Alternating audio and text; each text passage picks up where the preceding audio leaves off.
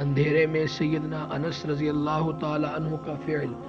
نضر بن عبداللہ رضی اللہ تعالیٰ عنہ کہتے ہیں کہ حضرت انس رضی اللہ تعالیٰ عنہ کی زندگی میں ایک مرتبہ دن میں اندھیرا چھا گیا۔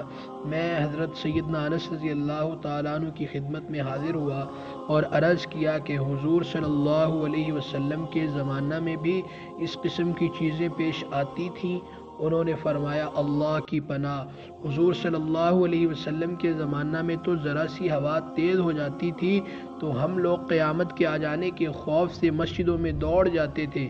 ایک دوسرے صحابی سیدنا ابو درداء رضی اللہ تعالیٰ عنہ فرماتے ہیں کہ حضور صلی اللہ علیہ وسلم کا معمول تھا کہ جب آندھی چلتی تو حضور اکرم صلی اللہ علیہ وسلم گھبرائے ہوئے مسجد میں تشریف لے جاتے۔